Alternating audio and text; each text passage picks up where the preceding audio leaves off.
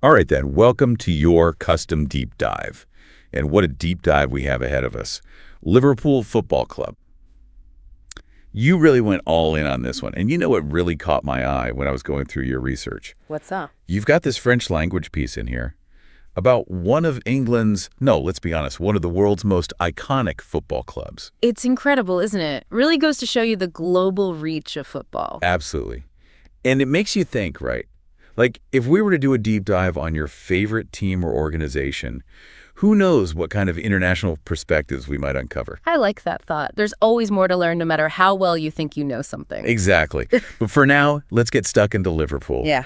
I mean, where do you even begin with a club as storied as Liverpool? Well, we could start with their origin story, and it's a bit of a wild one. Ready for this? Liverpool Football Club owes its very existence to a rent dispute. A rent dispute. Serious. Oh, yeah, dead serious. It all went down with their arch rivals, Everton, back in 1892. Hold on, are we talking about the same Everton? One of the oldest clubs in the league? The one and only. Back then, they were playing at Anfield, the ground that's synonymous with Liverpool today. Right, right. So the landowner wanted to raise the rent, and Everton basically said, no way, and walked out. Wow, I never knew that. So what did the landowner, a certain John Holding, do? He decided, fine, I'll create my own WN club then. And just like that, Liverpool Football Club was born. You've got to be kidding me. One of football's fiercest rivalries, sparked by a landlord-tenant squabble. Incredible. It really makes you realize, doesn't it? Sometimes those behind-the-scenes stories are way more captivating than the official narrative. Totally. And you know what else is captivating? How quickly Liverpool rose through the ranks. I mean, we're talking just 9 years after their formation. They were crowned league champions for the first time. 1901. 9 years. That's faster than some tech startups go from some dude's garage to being publicly listed. It really speaks to the hunger for success that must have been burning in Liverpool back then. Oh, absolutely. But, like with anything in life, it wasn't all sunshine and roses. The years leading up to World War II were a bit of a mixed bag for them. Oh, so?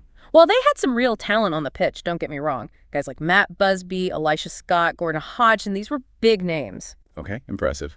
But when it came to actually lifting those major trophies, they just couldn't seem to get over that hump. So it was like they were building towards something, laying the groundwork. Exactly. And speaking of building, this detail in your research caught my eye. You mentioned their post-war training trips. To North America, right. I thought that was kind of a strange one when I first read it. Not your typical training destination, even back then. Right. It's fascinating to think about how differently things were done back then. I mean, the manager at the time, George Kay, he was convinced that the North American climate, the food, all of it, would give his players a real edge. It makes you wonder what those players would make of today's high-tech facilities, the sports science, the meticulously planned diets. It's a whole different world now. Yeah. But enough about training trips, back to the action. What changed for them after the war? Well, 1947 was a big year.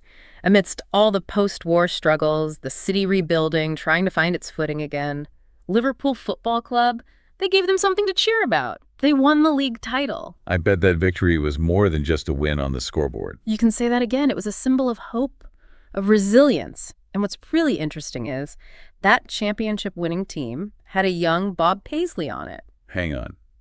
Paisley? As in the Bob Paisley who'd go on to become one of their most successful managers ever. The very same. Wow. Talk about a storybook career. From player to legendary manager, all with the same club.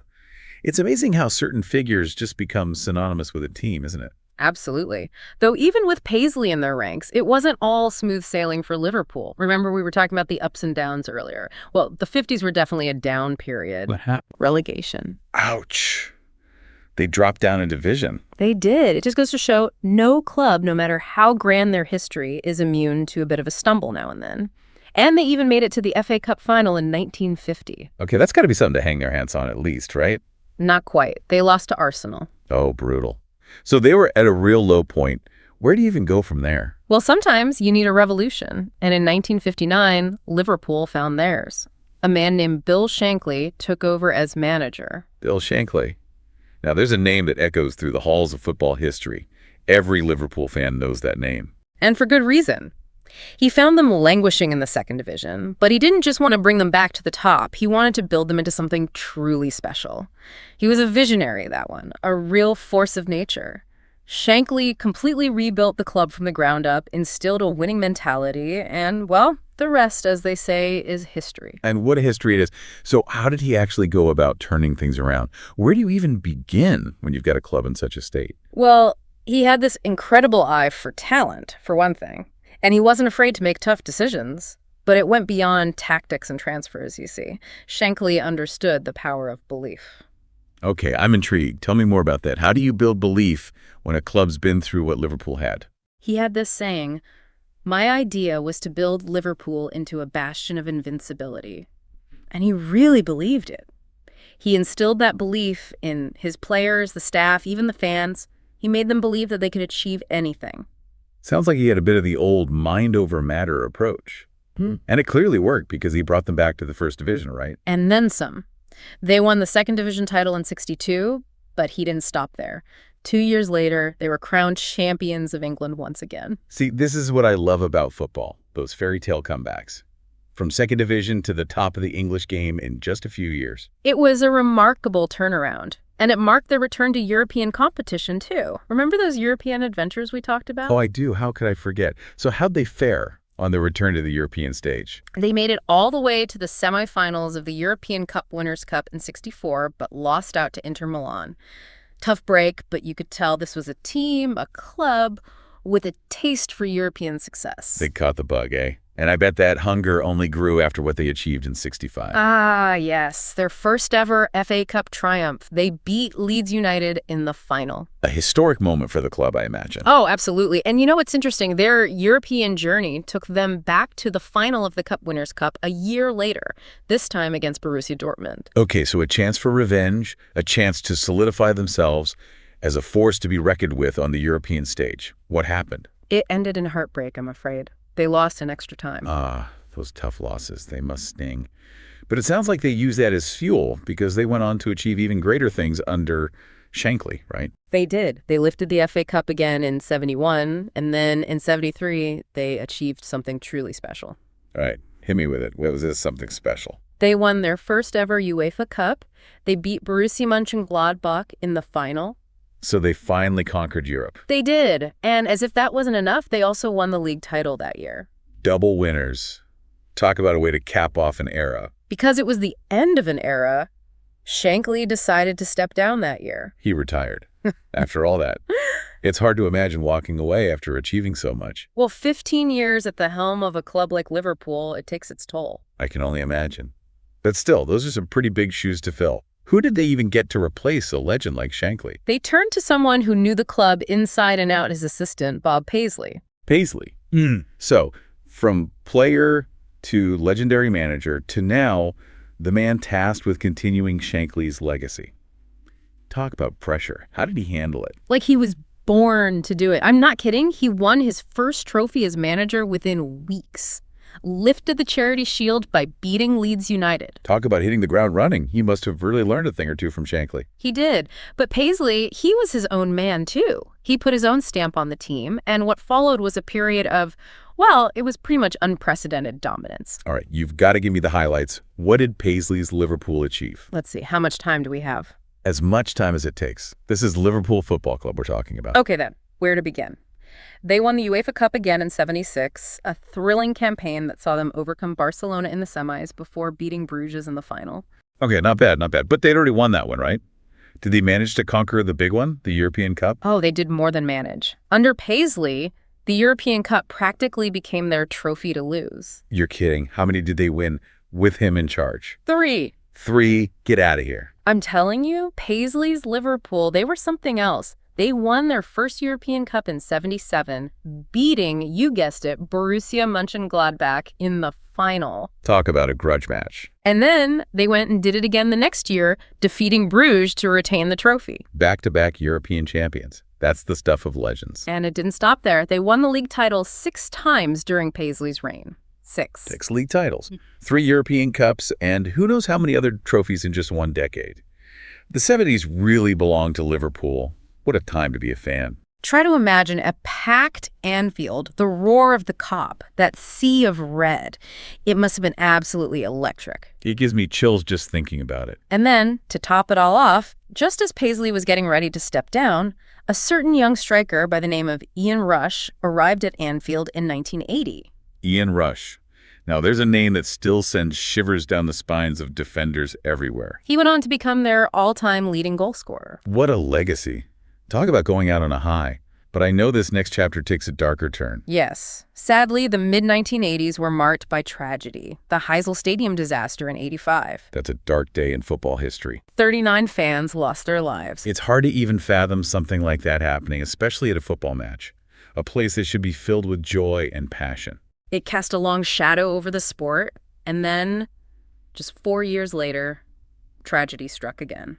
Hillsborough. 97 Liverpool fans lost their lives. 2 tragedies in such a short space of time. It's unimaginable. It was a tremendously difficult period for the club and the city of Liverpool. It really puts things into perspective, doesn't it? The highs and lows of football. Sometimes they're felt more deeply than in other walks of life. No doubt about it. It's a reminder that even amidst the passion and spectacle, there's a human side to it all. But even in the face of those tragedies, Liverpool, they kept going. They had Kenny Dalglish at the helm during that time, right? He took over as manager in '85, right in the thick of it. Yeah. And he guided them to 3 more league titles. 3 more. Wow. He really steadied the ship. He did. But more than that, he provided leadership and comfort during a time when the club, the fans, everyone needed it most. A true icon, on and off the pitch. Yeah. But even with Dalglish's leadership, I imagine the landscape of English football was changing around them. It was. The late '80s, early '90s saw the rise of Manchester United. They were the dominant force in English football. Right. I remember those days. Dalglish actually ended up leaving the club in '91, and while his successors, Graham Souness and then Roy Evans, they had their moments, it felt like Liverpool were searching for something. They needed a spark. So how did they find it? What was the turning point? Well, they took a bit of a gamble, you could say. In 1998, they appointed Gerard Houllier as manager. Houllier. Now, he wasn't English, was he? Nope, French, actually. The first non-British manager in the club's history. Wow. That's a big statement. Yeah. It's like they were saying, okay, we're ready to try something new. Exactly. And boy, did that gamble pay off. Houllier brought in a new philosophy, a more continental approach. He wasn't afraid to make big changes. And did those changes translate into success on the pitch? Oh, they did. In the 2000-2001 season, they pulled off something truly remarkable. All right, spill the beans. What happened? 5 trophies. 5. You're having me on. I'm not. The Community Shield, the League Cup, the FA Cup, they won the lot. Incredible. But they weren't done yet, were they? Nope. They went on to win the UEFA Cup, beating Olives in a thriller. And to top it all off... Don't tell me. The UEFA Super Cups. Got it. 5 trophies in a single season. Tell me that's not the mark of a special team. That's the stuff of legend. And it just goes to show, sometimes shaking things up, embracing new ideas, it can lead to incredible results. It's something to think about no matter what field you're in. I couldn't agree more. But, sadly, all good things must come to an end. Hollier's time at Liverpool eventually came to a close in 2004. And so the search for a new leader began. Who did they turn to next? They went with another manager with a big reputation, but this one was a bit of a left-field choice, Rafa Benitez. Benitez. Okay, I'm familiar with the name, but refresh my memory. Where was he from again? He'd made a name for himself in Spain with Valencia, actually. Another manager who wasn't afraid to do things his own way. And what was his vision for Liverpool? What did he bring to the table? He was a master tactician, known for his meticulous approach to the game, and he wasn't afraid to make big decisions. Did he shake things up as well then? Oh, you bet. He brought in a number of new players, and he wasn't afraid to experiment with different formations and tactics his first season in charge. They might not have challenged for the title, but they gave the fans something really special. Okay, now you've got to elaborate. What happened? 2005, Istanbul, the Champions League final. Oh, wow. Istanbul. That match is the stuff of legend. They were up against AC Milan, one of the best teams in Europe at the time, and at halftime, it looked bleak, 3-0 down. 3-0 down at halftime in a Champions League final. That's got to be demoralizing. You'd think so, wouldn't you? But what happened next? Well, they say it's the hope that kills you, but in this case, hope was all they had. Liverpool, led by their captain fantastic Steven Gerrard, they pulled off one of the most incredible comebacks in football history. They scored 3 goals in the second half. 3 goals in 6 minutes. Get out of here. I'm telling you, it was unbelievable. The atmosphere in the stadium was electric. They must have been going bonkers. The match went to penalties, and, well, Liverpool won their 5th European Cup. What a story. Istanbul will forever be etched in Liverpool folklore. No doubt about it. Benitez went on to win the FA Cup with Liverpool the following year and came close to winning the league in 2009. So close, yet so far. Exactly. But despite his success, things eventually unraveled and he left the club in 2010. It's funny how football works, isn't it? You can have all the success in the world, but eventually things change. So what happened next? Well, they tried a few different managers, but none of them quite managed to recapture that magic. And then in 2015, they made a decision that would change everything. They brought in Jurgen Klopp. Klopp. Now, there's a manager who needs no introduction. Even people who don't follow football know who Jurgen Klopp is. He's a force of nature, isn't he? Full of charisma and passion. But more importantly, he's a brilliant manager. And he had a vision for Liverpool. And what a vision it was. He completely transformed the club, didn't he? He took them back to the top of English football, and he did it playing a brand of football that was just a joy to watch. High intensity, attacking, ruthless. He built a team that was greater than the sum of its parts. And he finally brought the Premier League title back to Anfield after a 30-year wait. 2020, they did it. They were crowned champions of England once again. A truly historic moment. And let's not forget their Champions League triumph in 2019. They beat Tottenham in the final. Klopp's Liverpool, they were something special, weren't they? A team for the ages. Absolutely. But even the greatest reigns must eventually come to an end. Klopp decided to step down in 2024, leaving behind an incredible legacy. Big shoes to fill for whoever came next. So, who did they get? Arne Slot. He's got a tough act to follow, but it's a new chapter in the story of Liverpool Football Club. And what a story it's been. From humble beginnings born out of a rent dispute to the pinnacle of European football, they've seen it all, haven't they? They have. Ups and downs, triumphs and tragedies. But through it all, one thing has remained constant: the unwavering passion of their fans. And that's what makes football so special, isn't it? That connection between the club, the players, and the fans. Well, there you have it, folks. A deep dive into the history of Liverpool Football Club. Hopefully you've enjoyed this journey through time as much as we have. Until next time.